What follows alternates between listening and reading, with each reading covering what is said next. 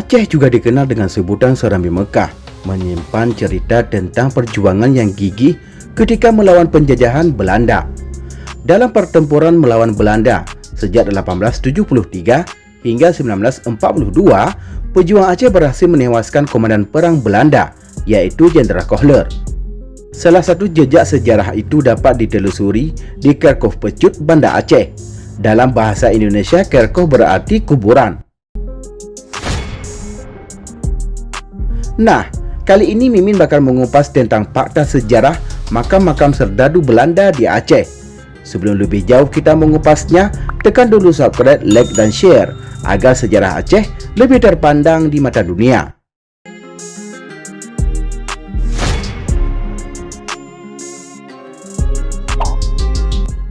Suasana pepohonan yang ditanam di halaman Kerkhoh memberikan udara yang sejuk. Dan di halaman itu pula tampak sebuah gerbang berbentuk lengkung khas Belanda, tampak berdiri dengan kokoh dan terlihat kuno. Sementara, non jauh di balik pintu gerbang yang megah itu, tampak deretan pegunungan berwarna biru. Nisan berwarna putih juga tampak berjajar dengan rapi di atas lahan yang ditumbuhi rerumputan. Paduan pemandangan ini menciptakan keindahan yang luar biasa. Selanjutnya, di dekat pintu gerbang, ukiran cantik mulai terlihat oleh mata.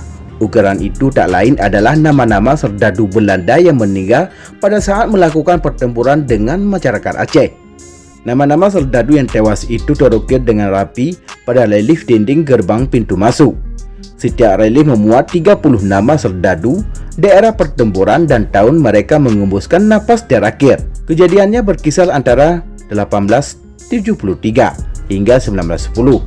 Di antara nama-nama yang terpampang rapi tersebut, ada beberapa prajurit yang berasal dari Jawa, Manado, dan Ambon. Menurut cerita, mereka dulunya bergabung dalam tentara Mersose. Serdadu Jawa yang berada di bawah pimpinan Belanda biasanya disertai dengan identitas IF atau Inlandse Volksleer di belakang namanya. Tentara Belanda diikuti kode IF ataupun FART, dan serdadu dari Ambon ditandai dengan AMB, dan serdadu dari Manado ditandai dengan MND. Sedangkan beberapa wilayah pertempuran itu antara lain Sigri, Mukim, Cubasetol, Lambari, dan lain sebagainya. Tempat itu untuk mengubur jasa-jasa serdadu Belanda yang tewas seketika pada pertempuran di Aceh maupun orang Belanda lainnya. Bagi serdadu yang tewas seketika di medan pertempuran akan disertai dengan keterangan Genusvel, sedangkan bagi yang meninggal karena sakit akan disertai dengan keterangan overladen.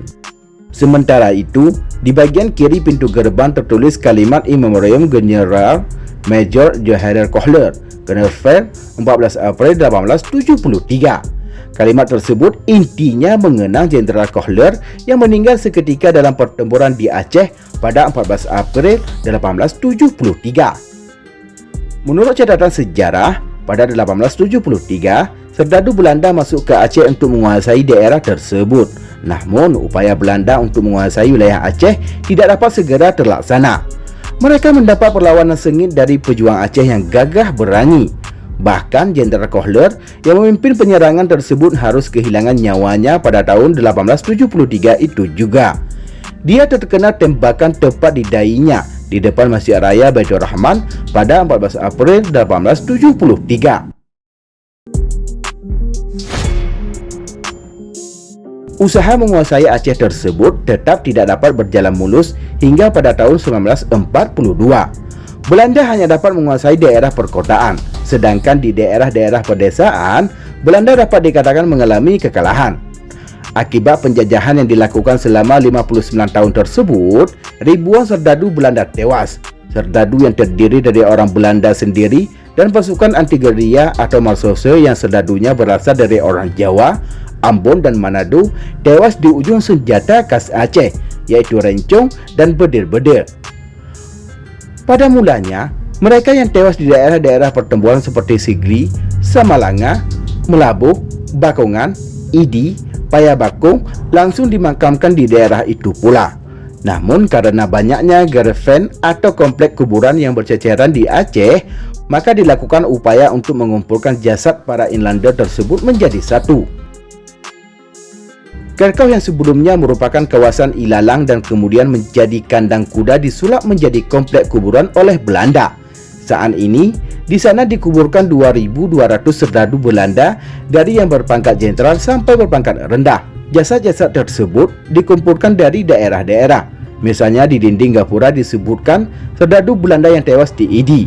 Walaupun di dinding dicantumkan nama serdadu Malsoso yang berasal dari orang Jawa atau Ambon seperti nama Paijo, atau ditambah nama-nama orang Jawa dan Ambon. Namun mereka tidak dikuburkan di Kerkau, tetapi mereka dikuburkan di Taman Makam Pahlawan sekitar 500 meter dari Kerkau.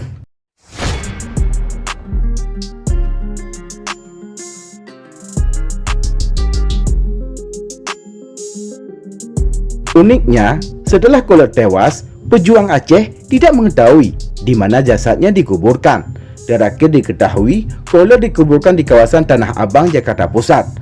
Namun karena kawasan Tanah Abang akan dibangun pertokoan, maka Kolot pun terkena penggusuran. Sehingga sebagai peringatan sejarah atas permintaan Gubernur Aceh Muzakir Walad, jasad Kolot akhirnya dikubur ulang di Kerkau, Banda Aceh pada 19 Mei 1978. Menurut cerita, pemakaman ulang Kolot di Kerkau tersebut dihadiri oleh satu peleton tinggi Belanda.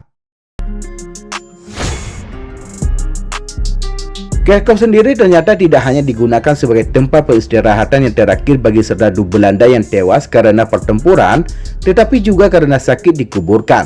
Sejumlah pejabat tinggi perwakilan Belanda yang pernah bertugas di Aceh pun mewasiatkan untuk dikuburkan di lahan tersebut. Misalnya A.P.H. van Aken, Gubernur Belanda untuk Aceh yang tewas di Jakarta pada 1 April 1936 dalam kedudukannya sebagai anggota Dewan Hindia Belanda. Tokoh ini terbilang memiliki sikap lunak dan dikenal baik sehingga menarik simpati masyarakat Aceh. Dia dikenal telah merenovasi kubah Masjid Baitur Rahman. Karena mengandung nilai sejarah yang tinggi, usaha untuk melakukan perawatan Kerkau terus dilakukan. Adalah Kolonel Kolabe dan Lami Jeram, mantan komandan bivak di Blang Pidi, yang datang kembali ke Aceh pada Juli 1970 dan merenovasi Kerkau yang sudah ada sejak tahun 1880. Sumber dana pada awalnya bersifat pentekelir dan selanjutnya dilakukan upaya kampanye pengumpulan dana perawatan Kerkau di Belanda. Hasilnya, terbentuklah Yayasan Pecut atau yang belakangan dikenal Setting Renovatif Pecut. Dana dari yayasan tersebut disalurkan melalui Pemda Banda Aceh.